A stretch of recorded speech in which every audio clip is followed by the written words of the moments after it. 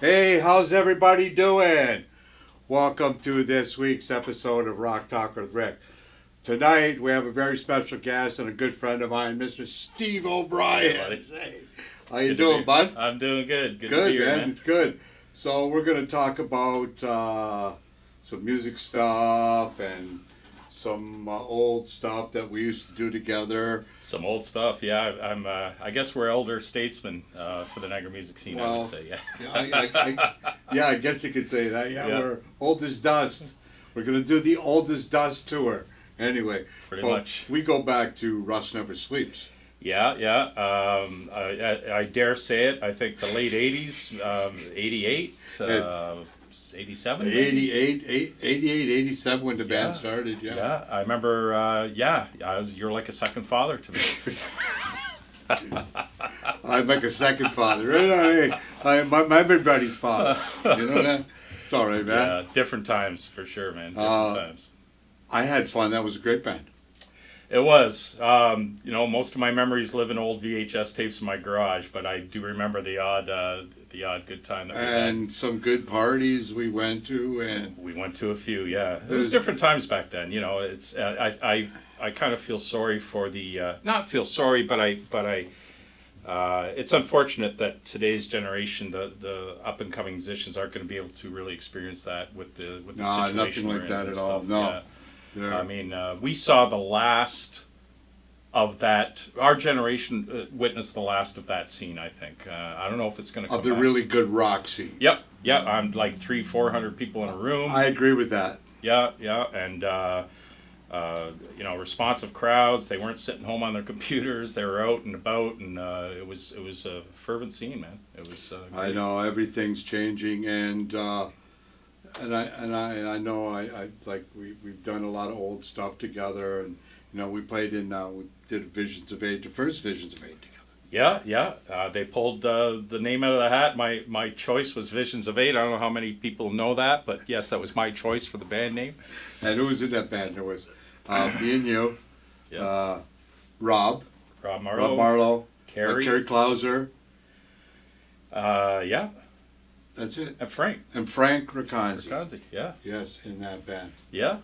And then we all move on, and then you go on and you do the Oracle thing. Me and Kerry went and Kerry left first. He formed Oracle, and then Yeah. I joined a year later. They were doing the progressive thing and the tall thing, which was up my alley, so I went and joined that. Good Lord, 25 years I think we did that off and on without killing each other, which was amazing. And there's never a chance of a reunion. Well, you know what? We've been asked that before online, and people on Facebook comments and stuff. When are you guys going to get back Because together? people do ask you, right? They do ask, and that's great. I'm flattered that they do. But that music, man, it took us months to get one tune down. Some of it, like Thick as a Brick, and all those. Some of it was pretty complicated for us to get together now and relearn all that, and just for one or two shows, and if that, it's just hardly worth the effort. So I don't think it's going to happen. You never know. I never say never. Never say never. Could be a Russ Never Sleeps reunion. You never know. Oh, we tried that. It just didn't, Right. Well, I mean, it's sometimes days gone by or days gone by. That's exactly it. It is Yeah. what it is, or it is what it was. It is what But it it was. is what it was, Yes. and you leave it there. Yes. Yeah. Sometimes that's a good thing. Yeah. So what are you doing these days? I keep musically active. Right now, I got this buddy Dwayne Smart, and once or twice a month we go to his place, fill up the fridge with beer. He makes some chicken wings, whatever. He's got these killer Hungarian chicken wings he makes, and we just jam. We just go down. We in his studio. I count 1, 2, 3, 4, and it might be a reggae, it might be a samba, it might be a funk thing, it might be a straight That's rock. pretty cool. And it's a lot of fun doing that. I could just see it. Steve playing's got chicken wings and that beside him because his brother right there. You gotta go in style. He's eating a chicken wing playing with one hand. You gotta go in style, yeah. It's almost like the pork chop story. You got it, yeah, which is legendary in these parts, unfortunately. Also, I'm playing with a couple of really, really high-level cats right now. I'm honored to be playing with these guys. Paul Mully, who's an incredible guitar player from Fort Erie. He's got to be, if not, he's got to be the best guitar player in Niagara and likely beyond. The guy's just smoking, and he's got some really cool original stuff that he asked me to be a part of, and I've been doing that with Chris Diplock on bass from 351 Cleveland. Also with Chris, I'm doing a Latin jazz trio with Terry Walsh, who's another amazing what's the name of that? That's called the Parkside Jazz Trio. Okay, and what's the one with Mully? There really is no name? Right now it's just the Mully thing. The Mully Project? The Mully Project, okay. Yeah. He doesn't want his name. He doesn't want it to be the Paul Mully Band. So we're still deliberating on a name. So we're just calling it something. Yeah, I might call it Visions of Nine or something. Or the Pork Chops or something. Right? Yeah. The Pork Chop Trio. Yeah, but who knows? Right now there is no name. No, it's just a project we're doing, and like I said, he's got some amazing original material. We're just sussing that out right now, and you know what? What happens. So the times we're in right now, nothing's a surety. So we don't know. We can't say it's going to be for gigging. We can't say it might just be for recording. It might be just for like online, an online presence. I don't know. I don't know where it's going to live yet. But it's a lot of fun doing it. That's all I know. And you're keeping busy doing it, right? Or you like doing it? So I love doing it. I love doing it. And there's some other projects. I took the drum chair for Vertigo as well with Gil Hicks. With Gil Hicks. And, Gil's been around for years. Yeah. So I was honored that Gary Storin, their drummer, he had some wrist problems. I see. So they asked me to jump on board for that. I've seen a few advertisements about it, on social media where everything kind of lives. Yeah. Quite a few gigs. We were before this all hit. I mean, I was kind of the new guy. I took over the chair probably about 3 months before we got hit with the pandemic, so I didn't really get an extensive history. Do too much, eh? Oh man, it was just unfortunate, and I gotta say, I try to look on the positive. Everybody knows me for being kind of overly positive. If I'm gonna look at any kind of positive side to all this, it's going to be that maybe instead of just playing, I know a lot of musicians we're playing consistently, playing the cover band scene, and maybe with this going on and fewer gigs, maybe people will be able to take their instrument, reintroduce themselves to their instrument maybe a little bit instead of just that next hip tune or Foo Fighters tune. They're going to maybe see what they can do on their own and maybe come up with some original stuff. So I mean, I think so too. I think this is a wake up call for everybody. Absolutely. Like I've been a musician for 52 years and I've never seen anything like it. It just stunned the cack out of and everybody I know that's musicians are just like. Yeah. Well, we've never been just here like before. Somebody popped the poop out of them. It's like. It is. I think the main thing is and.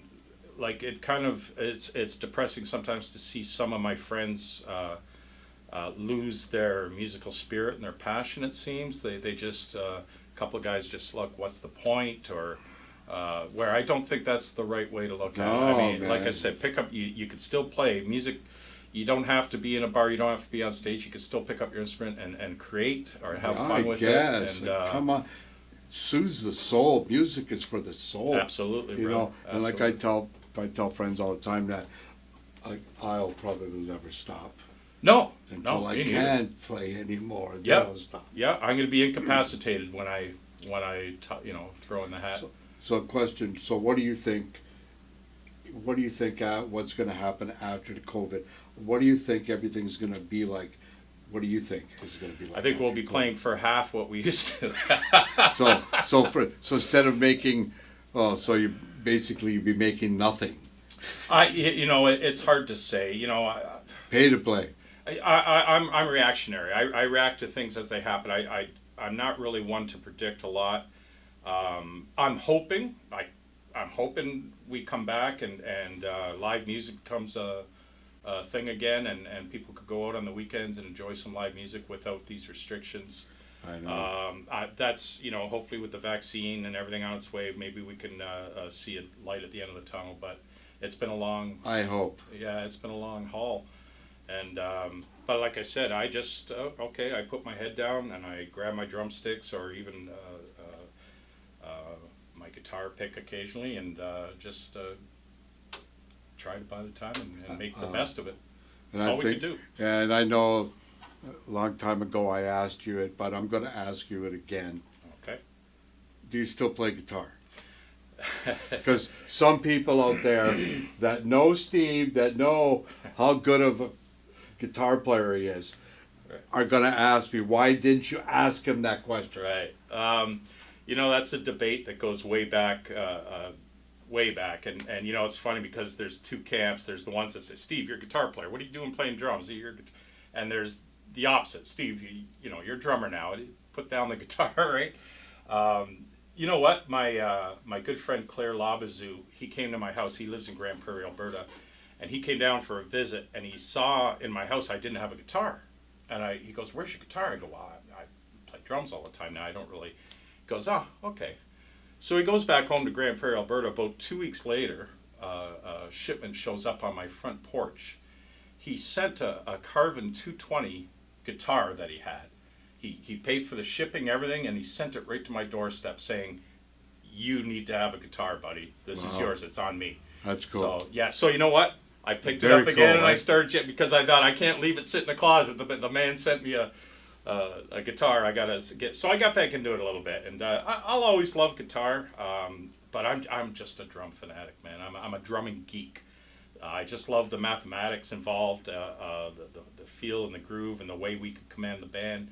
The old saying, you can have a smoking band with a mediocre drummer. The band's gonna sound mediocre. You can have a mediocre band with a smoking drummer. The band's gonna sound smoking. Right? I mean, drummers know this, right? So we're the hardworking guys. Bass players never get no credit at all. Oh, we're the parents of the band. Parents. We're the parents. While the kids play, the guitar players and the vocalists, they play. We're the parents. We oversee everything. And yeah. I want to say thank you for coming on this. Oh, it's my pleasure. On my show, and I hope we get together to do this again next time. We're coming to you from the King of the Attic studio. We'll be doing Rock Talk with Rick every Wednesday night. So we got some guests coming up.